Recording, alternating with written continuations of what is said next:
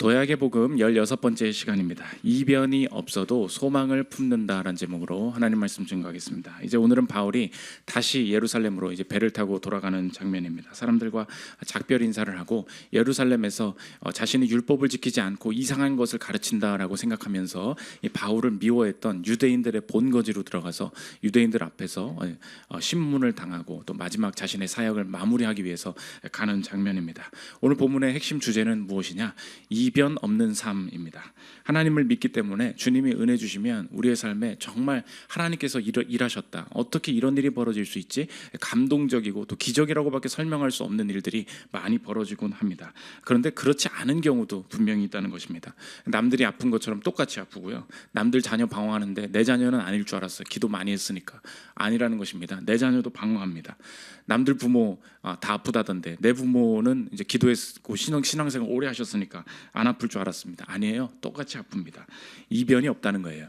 그런 삶 속에서 무엇을 붙들어야 하는가? 오늘 왜 이변 없다고 얘기하냐? 바울이 하나님 뜻 따라서 가는데 거기 가면 너 죽고 거기 가면 고난당한다. 특별한 일 없을 거라는 거예요.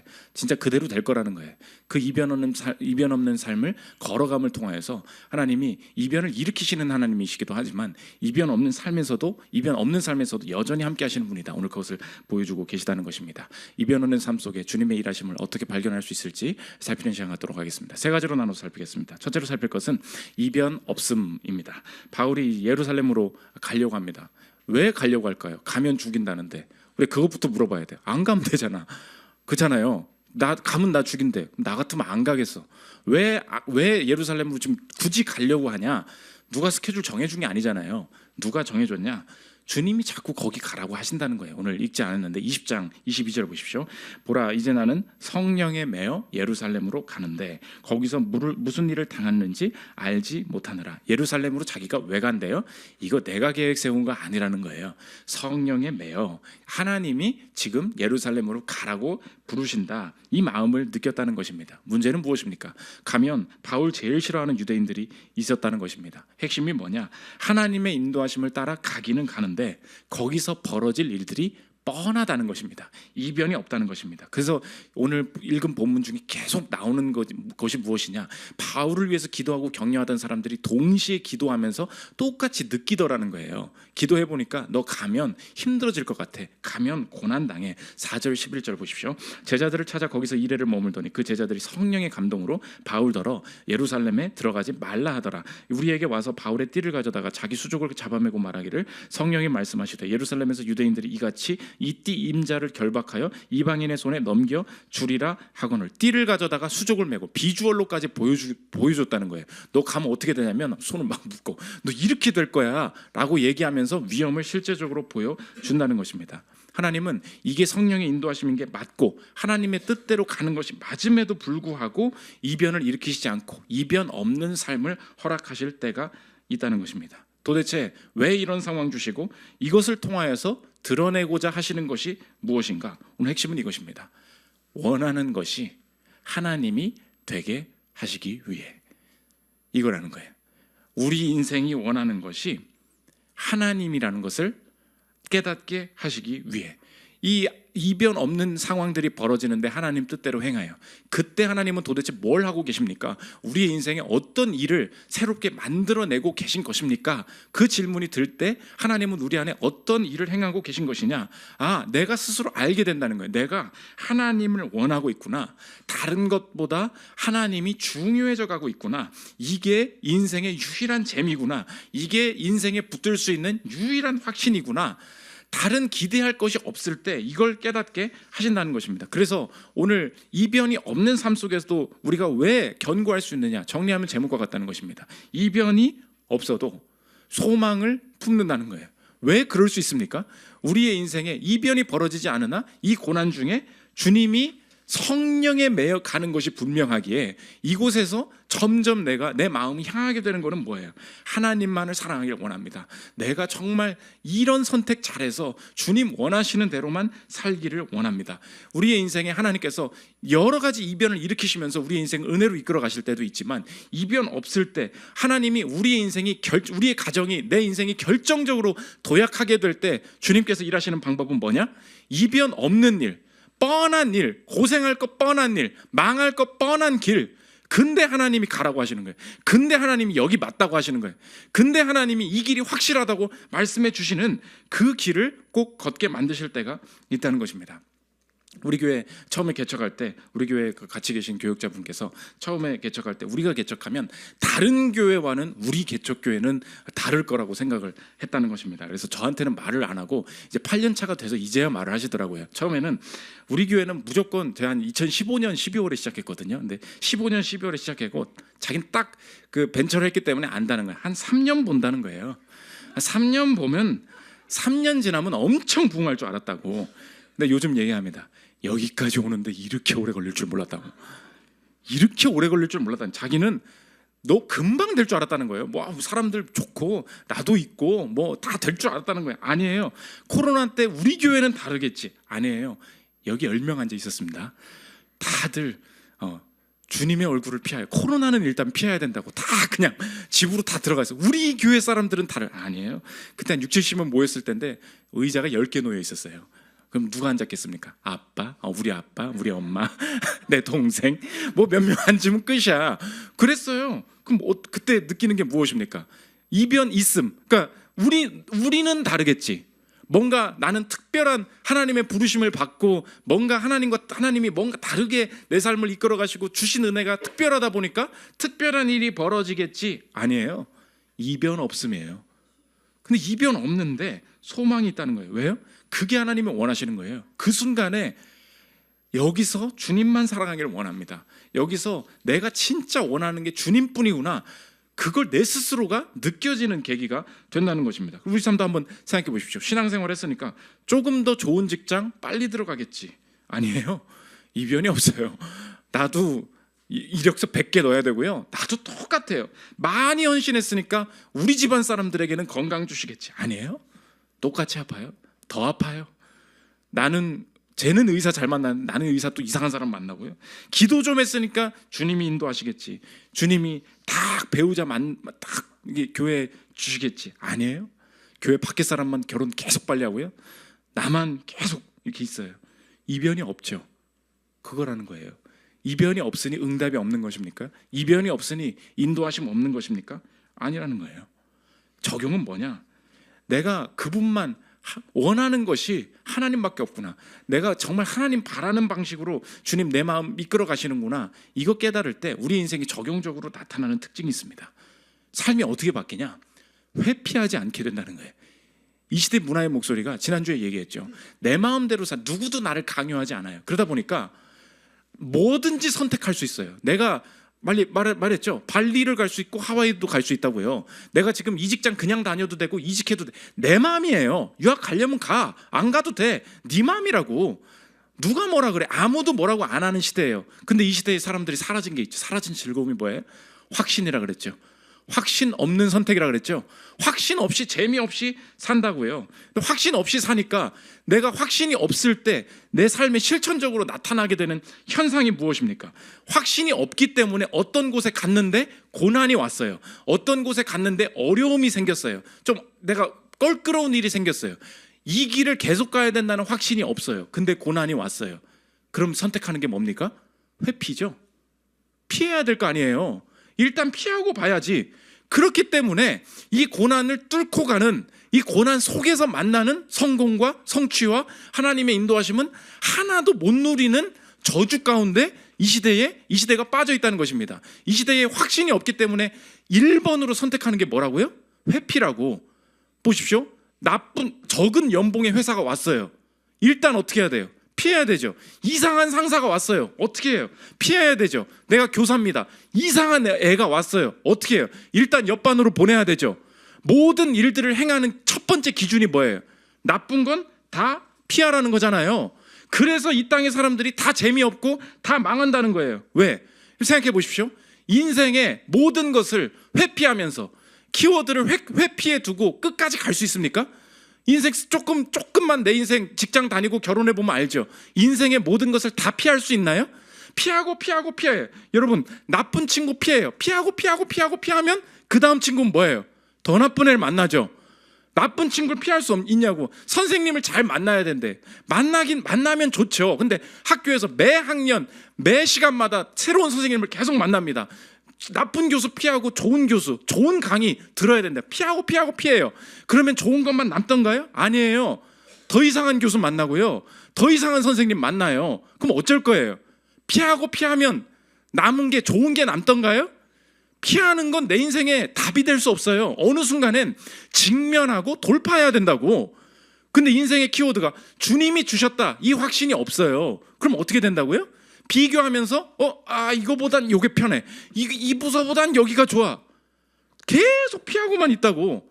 물어볼게, 돈이 안 부족하게 육아를 할 수 있습니까? 그거 언제까지 피할 거예요? 돈이 철철 넘치게 육아를 할 수 있냐고. 그런 인생이 어디 있어요? 어느 순간 어떻게 해요? 대충 살아야 될 거 아니에요. 지금 하고 있는 게 뭐예요? 피해요. 안 피곤하게 살 수 있냐고. 안 피곤하게 일할 수 있습니까? 저도 맨날 새벽에 자고 그래요. 뭐 어떻게 안 할 거야?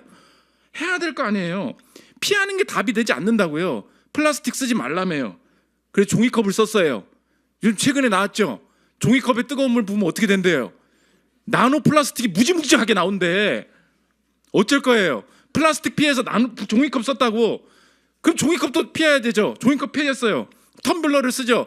텀블러 같이 같은 곳을 닦는 곳은 같은 곳만 닦이기 때문에 세균이 더 득실득실하대. 뭐 어쩔 거예요, 여러분? 입 안 대고 마실 거예요? 어떻게 할 거냐고. 플라스틱 쓰지 말래. 피했어. 종이컵을 썼어. 종이컵 피해야 된대. 피했어. 텀블러 피해야 된대. 뭐 어쩌라는 거야? 이해되시겠죠? 이제 좀 이해하는 것 같네. 이제 어떻게 다 마시라고. 그냥 인생에 지금 이 시대를 여러분이 봐야 된다고요. 지금 이 시대를 살아야 될 거 아니에요. 시대가 뭐예요? 키워드는 회피라고. 회피해야 인생이 행복하다는 거예요. 웃기고 있네. 회피 확신이 없으니까 회피하게 되고요, 확신이 없으니까 돌파할 힘이 생기지 않는다는 거예요. 오늘 바울이 뭐라 그러냐? 내가 그걸 모르고 있니? 알고도 가는 길이야. 13절 보십시오. 바울이 대답하되 여러분이 어찌하여 울어 내 마음을 상하게 하느냐? 나는 주 예수의 이름을 위하여 결박당할 뿐 아니라 예루살렘에서 죽을 것도 각오하였노라. 내가 그 얘기를 모르는 게 아니야, 이 얘기라고요. 오늘 그래서 회피하려고 살지 말고, 이변이 없을 때는 어떻게 해야 됩니까? 이변이 없죠. 그대로 예측된 대로 됐죠. 하나님 떠나신 게 아니라고. 여기서는 어떻게 해야 돼요? 돌파하고 직면해야 돼요. 연봉 이 정도밖에 안 되는구나. 나는 이 학교에서 승부를 봐야겠구나. 나는 이 중에서 배우자 찾아야겠구나.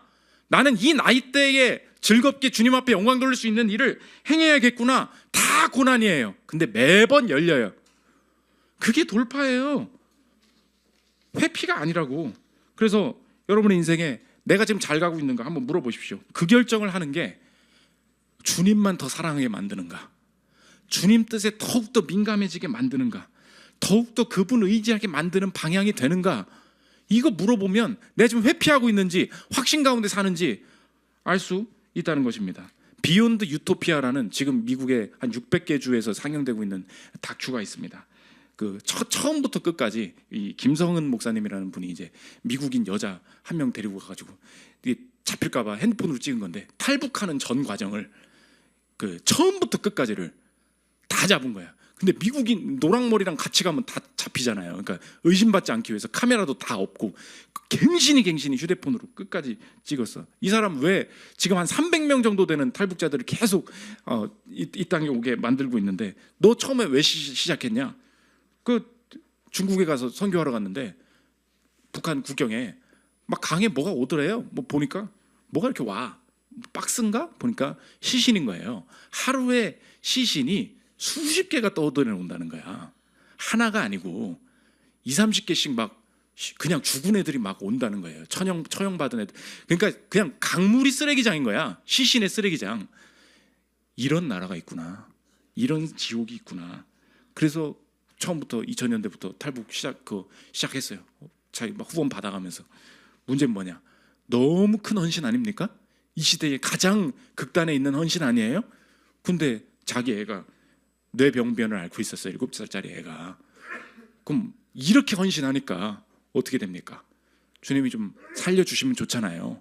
그분 얘기예요. 들어보십시오. 기사에 나온 얘기인데, 그러나 그는 하나뿐인 아들을 잃었다. 뇌병변을 앓던 7살짜리 아들. 후원을 받기 위해 부부가 다른 교회에 다녀오던 날이다. 집에 도착해 보니 아들의 눈이 뒤집어져 있었다. 음식이 기도로 넘어가 문제가 생긴 것이다. 그때 다 그만두려고 했어요. 아내는 자기도 죽겠다고 40일 금식을 했습니다. 그러다 환상을 봤나 봅니다. 내가 너희 아들을 천국으로 인도했는데 지금 지옥으로 가는 사람이 너무 많다. 아, 하나님, 잘못했습니다. 아들의 유고를 바다에 뿌린 뒤 그는 다시 지옥의 국경으로 향했다. 이게 신앙의 현실이라는 거예요. 여러분, 처음 예수 믿고 내 인생 주님께서 도와주시겠지, 많은 은혜 받고 우리가 다 은혜 입은 자입니다. 정말 특별한 이변들 우리가 부지기수로 경험한 거 우리가 고백할 수밖에 없습니다. 그러나 오늘 질문이 뭐예요? 특히 우리 교회 다니는 사람 지금 당면한 게 그건 것 같아. 이제 이변이 일어나지 않는 거야. 취업할 땐 주님이 도와주셨는데 결혼할 때는 안 도와주시는 것 같아.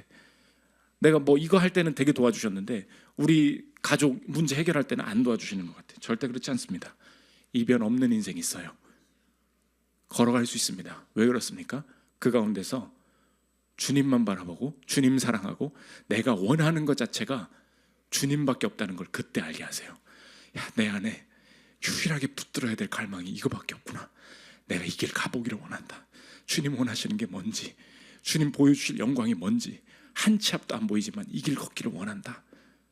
이 확신이 회피의 세계관에서 벗어나서 돌파와 직면의 세계관으로 우리 인생을 이끌어 간다는 것입니다. 두 번째 살펴볼 것은 신뢰 있음입니다. 주님 따라갈 때, 이변 없는 길 걸어갈 때 주님이 주시는 게 뭐냐? 우리의 인생 두 가지인데, 첫째로 견디게 하신다는 거예요. 신기해요. 원하지 않는 상황이에요. 근데 주님만 원해서 이 길 가요. 실제로 예루살렘에 도착했습니다. 마찬가지야. 이변이 없었어. 바울의 인생을 한번 생각해 보십시오. 내가 유대인들을, 니네들 복음을 잘못 생각하고 있다고 해서 유대인들한테만 먼저 회당에 들어가서 복음 전하고 그랬어요. 늘 괴롭히는 애들은 누구였어요? 유대인들이었어요. 유대인들한테 죽을 고비 넘기면서 예루살렘 왔다고. 근데 또 누구야? 또 유대인이야. 여러분 느낌 어떻겠어요? 지긋지긋하다. 때려차! 이럴 수 있겠잖아요. 그렇잖아요. 내가 여길 왜 나 너네들 만나기 싫어. 근데 이변이 없어. 또 유대인이야. 27절 보십시오.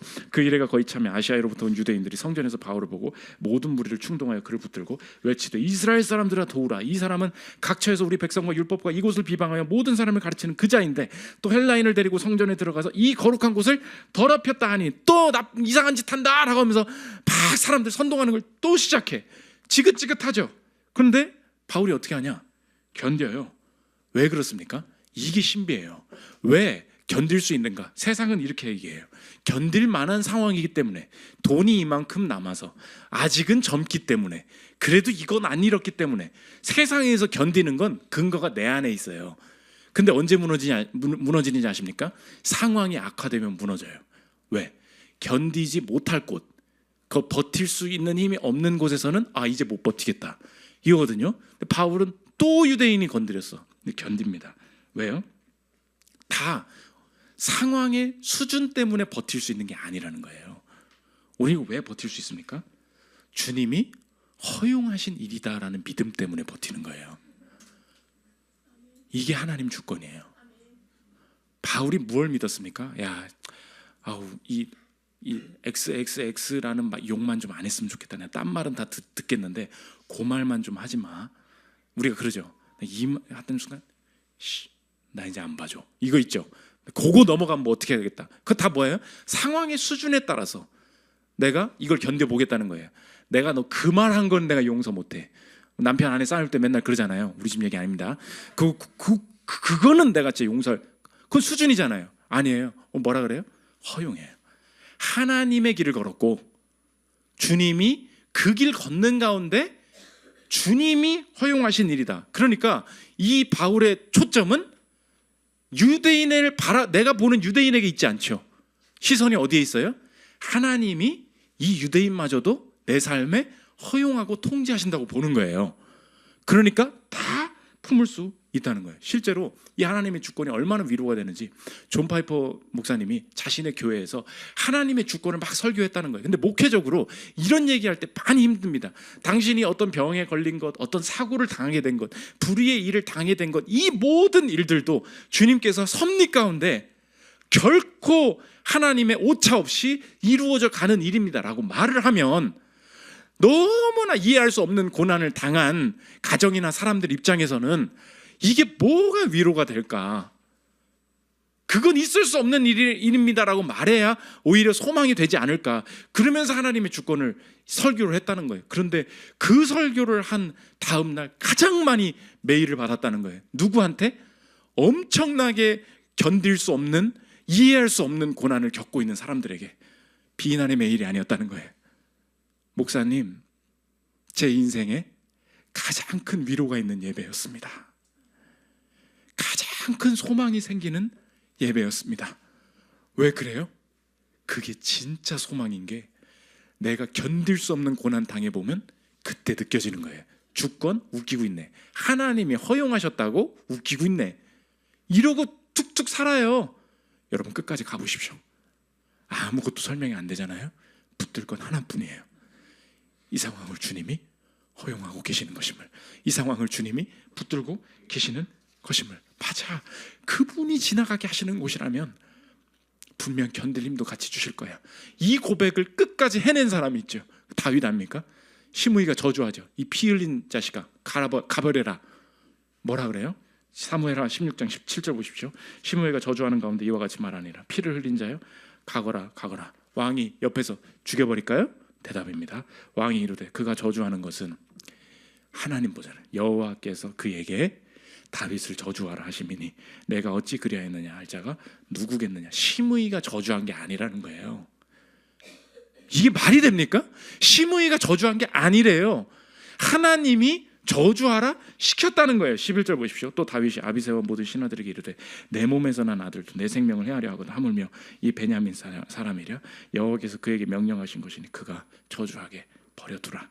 혹시 여호와께서 나의 원통함을 감찰하시니리 오늘 그 저주 때문에 여호와께서 선으로 내게 갚아 주시리라 하고, 이변 없는 가운데 다윗이 붙드는 건 무엇입니까? 내가 원하는 건 하나님뿐입니다.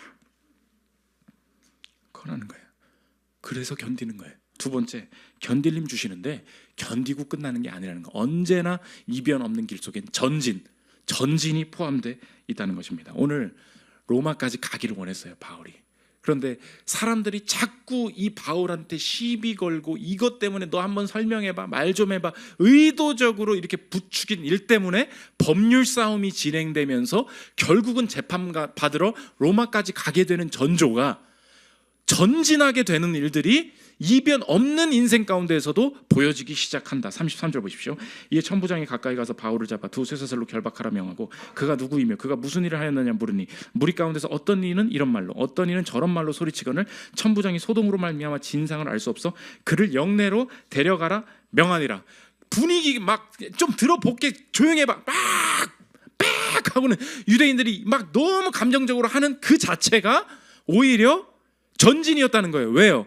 야, 도대체 뭐라고 하는지 영내로 데려가, 한번 제대로 신문해보자, 제대로 알아보자. 이것 때문에 벌어진 게 뭐예요? 결국 로마 간다고, 복음 전하러 간다고. 내가 이변 없는 것 같았어요. 하나님이 그냥 고난만 당해봐 아니에요. 고난 안에 뭐가 있었어요? 분명한 전진이 있었어요. 그래서 바울이 이걸 알았던 것 같아요. 예루살렘 도착하자마자 너 이스라엘 사람들이 너 율법 안 지킨다고 엄청 욕한다. 어떡할래? 그럴 때 바울이 교만한 마음 가지고, 아우 이놈들은 복음을 그렇게 설명을 해줘도 몰라, 나 그만하고 이렇게 할 수 있었잖아요. 그러지 않았어요. 또 기회를 찾아요.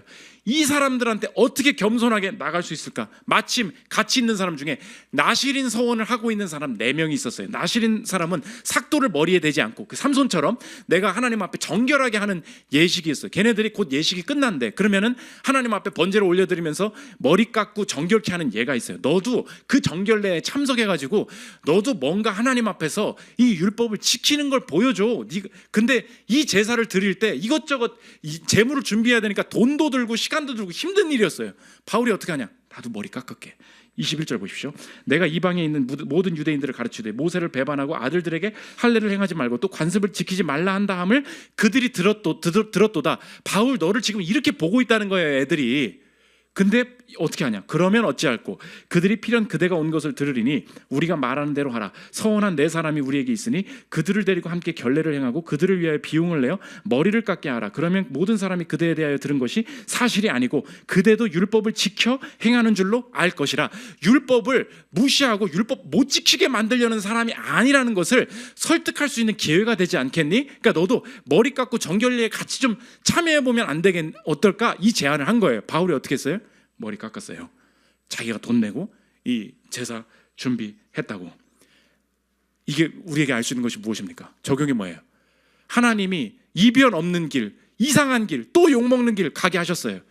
거기에서도 하나님이 보내셨고 하나님이 일 이루실 것을 알기 때문에 여기서도 전진이 있을 것을 믿고 끝까지 복음적 겸손을 유지하는 거예요. 끝까지 꾸준히 하나님이 원하시는 일을 성실하게 실행했다는 것입니다. 이게 태도라는 거예요. 고난 중에 이게 태도라는 거예요. 오늘 여러분의 인생에 원치 않는 이변이 일어나지 않아서 실망이 가득한 가정과 직장과 만남과 내 인생의 커리어에 모든 상황이 있죠.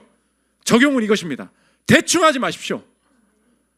왜 대충해요? 원하는 대로 되지 않았으니까, 이미 망했으니까, 이미 늦었으니까, 원하는 부서가 아니니까 여기서는 그냥 지내겠대. 아유 대충 살아. 실패 아주 그냥 이생망 망했어. 천국이나 가지 뭐. 어떤 일 있을 때 왜 우리가 대충 할 수 없습니까? 상황 보니까 대충 하죠. 근데 오늘 고난 중에 뭐래요? 전진이 분명히 있대요. 이 소동이 커지는 바람에 로마 갔다고. 하나님은 일하고 계셨어요. 이변 없는 곳에서 일하고 계셨어요. 그럼 어떻게 해야 돼요? 나도 일해야 될 거 아니에요. 기회를 만들고 준비해야 될 거 아니에요. 연봉을 적게 주니까 그만큼만 일하겠다고요? 넌 거기서 천국 갈 거다. 하나님이 전진을 시키신대잖아요. 그러면 백수일 때도 일찍 일어나야 될 거 아니에요. 뭐든 찾아봐야 될 거 아니에요. 씻고 제대로 출근해요. 머리 좀 깎고. 바울도 머리 깎았잖아. 깨끗하게 하고 가라고요. 맨날 말해. 나는 이 부서 안 온다고 했잖아. 나는 이 회사 싫다고 했잖아. 나는 이 과목 2부 때 하려고 했는데 2부 때 청소년들 많이 오거든. 나는 이 과목 싫다고 했잖아. 그러니까 안 한다고. 너 망했다. 이 과목 싫어서 안 할 거야. 아니에요. 난 이런 세계에 살기가 싫어. 헬조선이 싫어. 주님이 일하신다잖아요. 그러면 여기서도 해봐야 될 거 아니에요. 무슨 일이 아무것도 안 일어날 것처럼 그렇게 말하지 마십시오. 오늘 열심히 살아내야 돼요. 바울이 다 망해서 예루살렘 온 거라고 생각했는데 거기서도 머리 깎고 어떻게 하면 이 유대인들의 마음을 얻을 수 있을까? 거기서 열리는 거잖아요. 유대인을 피할 수 있었으나 하나님은 유대인 속에 로마를 숨겨놓고 계셨어요. 오늘 여러분의 지긋지긋한 가정과 자녀와 남편과 아내와 내 인생의 모든 주어진 상황 속에서 하나님이 거기서 다 기회 숨겨놓고 계세요. 믿으십니까? 머리 깎아요. 머리 깎으라고. 오늘 옆에 저 헤어 들렸다가 깨끗하게 하고 다니고요. 거기서도 조금씩 모아서 저축하고요. 살아야 될 거 아니에요. 이겁니다. 마지막 세 번째, 이변 있음입니다. 우리 인생에 가장 이변을 기대할 수 없는 일 무엇입니까? 죽음이죠. 사람 다 죽어요. 그런데 이변을 기대할 만한 곳에서 이변이 일어나지 않은 분 계세요. 그게 예수님이라는 거예요. 예수님 죄가 없으세요. 죽음을 경험하실 수 없는 분이에요. 이 땅에 오셨어요. 가장 이변을 일으키실 수 있는 그 순간에 사람들이 이변을 일으켜보라고 얘기합니다. 마가복음 15장 30절 보십시오. 내가 너를 구원하여 십자가에서 내려오라 하고. 무슨 요구입니까? 넌 이변을 일으킬 수 있는 존재잖아. 네가 그렇게 말하고 다녔잖아. 이변을 일으켜봐. 근데 이곳에서 이변이 일어나지 않고 이변을 일으킬 수 있는 존재가 십자가에 못 박혀 죽었다는 거예요. 왜 그렇습니까? 그게 마지막 질문이에요. 왜 이변은 일어나지 않았는가? 답이 뭐예요? 이변이 없는 죄인들에게 이변을 일으키시려고. 자신이 경험할 수 있는 이변을 우리에게 주시려고. 우리는 죽음 앞에서 결코 이변을 경험할 수 없으나 죽음을 이기신 그의 권세, 그의 공로를 우리에게 주시고 우리의 그냥 죽어야 되는 이변 없음을 십자가에서 본인이 가져가심을 통하여서 우리의 인생에 지금 확보된 것은 무엇입니까? 내 인생의 죽음에는 예수와 함께 있을 때 무조건 이변이 일어난다. 이변이 일어날 것이 보장돼 있다. 믿으십니까? 그렇다면 오늘의 인생도 그 믿음 속에 다시 보길 원한다. 죽음같이 처절한 상황에서도 이변이 일어날 것이, 부활하고 영생 누릴 것이 보장돼 있는 인생임을 내가 믿는다.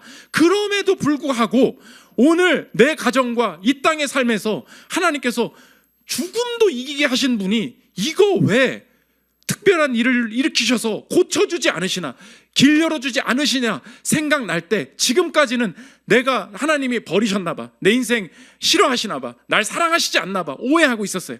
아니군요. 주님 제대로 오늘의 인생을 다시 해석하기를 원합니다. 영원한 이변을 허락해 주신 분임에도 불구하고 이 땅의 삶에서 이변 없음을 경험할 때 나 이거 저주로 보지 않겠습니다.